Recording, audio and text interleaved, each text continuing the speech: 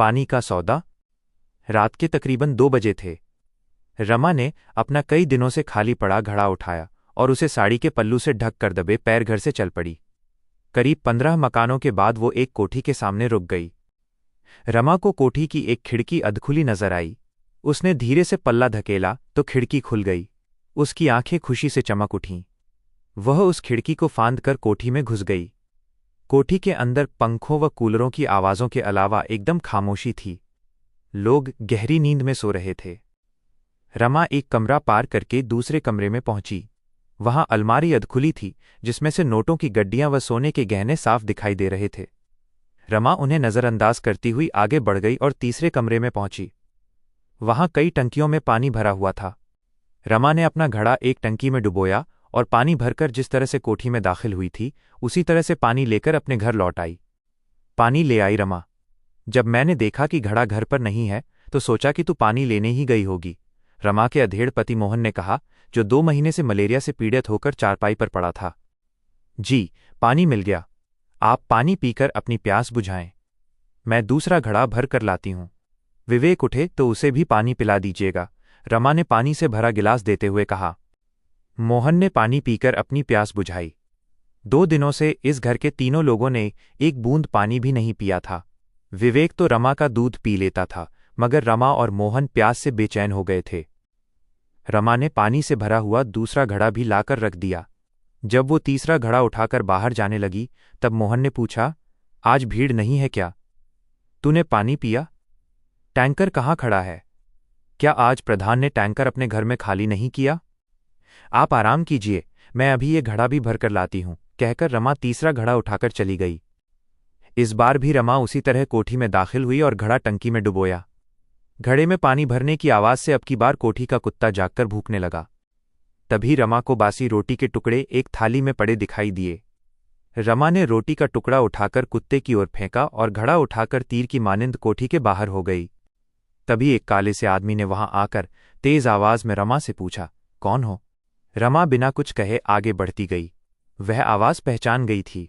वह प्रधान सूरज सिंह की आवाज थी। प्रधान ने रमा का पीछा करते हुए कहा, चोर कहीं की, पानी चोर, शर्म नहीं आती पानी चुराते हुए? इतना कहकर प्रधान ने रमा को दबोच लिया।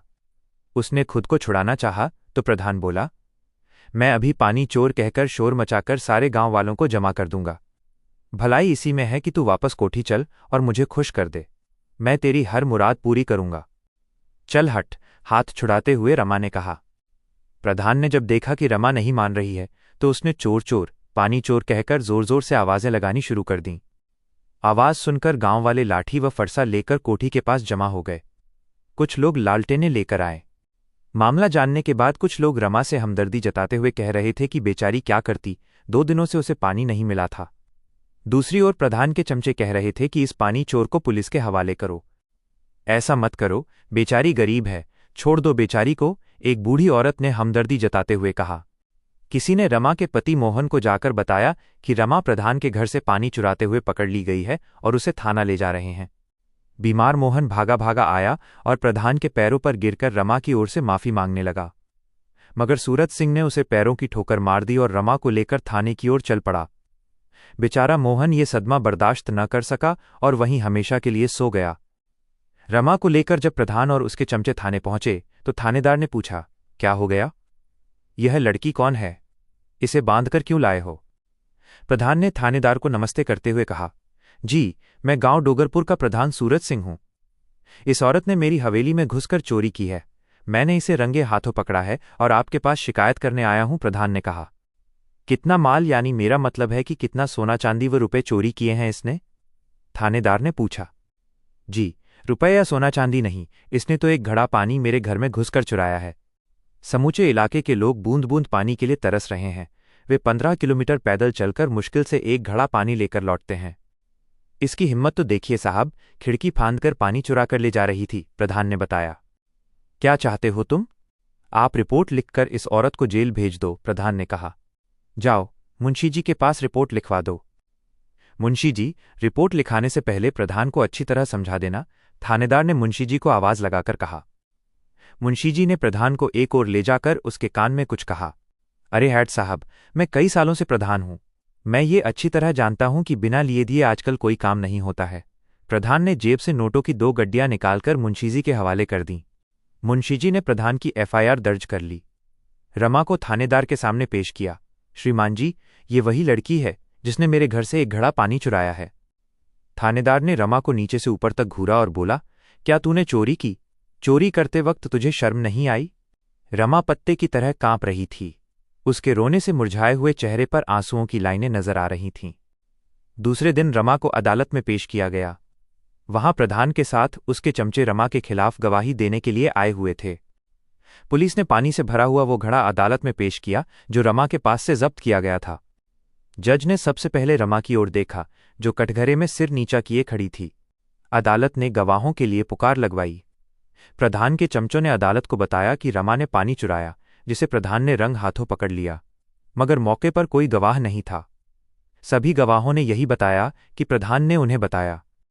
जज ने रमा से पूछा, क्यों, क्या तुमने एक घड़ा पानी प्रधान के घर से चुराया? जी, एक घड़ा नहीं बल्कि 3 घड़े पानी मैं प्रधान के घर से लाई, पर उसे चुराया नहीं बल्कि अपने हिस्से का लेकर आई, रमा ने बेधड़क होकर बताया। अपने हिस्से का? चुराया नहीं, लाई का क्या मतलब है? जज ने पूछा। इस भयंकर गर्मी में गांव के सारे कुएं, हैंडपंप व तालाब सूख गए हैं। एक एक बूंद पानी के लिए गांव वाले तरस रहे हैं, प्यास से मर रहे हैं। पंचायत ने गांव में पानी का इंतजाम किया है। हमारे गांव में पानी के लिए सिर्फ 2 टैंकरों का इंतजाम है, जिसमें से एक टैंकर प्रधान अपने घर खाली करा लेता है, जिसे वह चोरी से बेचता है। दूसरे टैंकर का पानी गांव वाले छीना झपटी करके लेते हैं। मैं वो अभागी औरत हूं जिसे कई दिनों से एक बूंद पानी नहीं मिला। बीमार पति घर में है। मैं प्रधान के घर से अपने हिस्से का पानी ही लाई हूं। मेरी बातों पर यकीन न हो तो इन गांव वालों से पूछ लीजिए। मैं अदालत से गुजारिश करती हूं कि मैं पानी चोर नहीं हूं, बल्कि असली पानी चोर तो प्रधान है।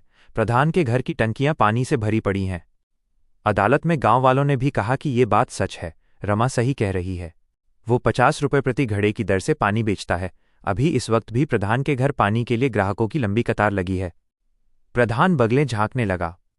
जज को प्रधान व पुलिस की जालसाजी की बू इस मुकदमे में आने लगी। रमा को अदालत ने बाइज्जत बरी कर दिया और असली चोर को पकड़ने के लिए जांच के आदेश जारी कर दिए गए। रमा जब अपने गांव पहुंची तो उसे पता चला कि किसी ने रात में ही उसके पति मोहन, जो सदमे से उसी दिन चल बसा था, की लाश फूंक दी थी। जब रमा अपने घर पहुंची तो उसका अबोध लड़का विवेक भी हमेशा के लिए सोया हुआ मिला। रमा ने जैसे ही अपने बेटे की लाश को देखा तो उसकी जोर से चीख निकल पड़ी।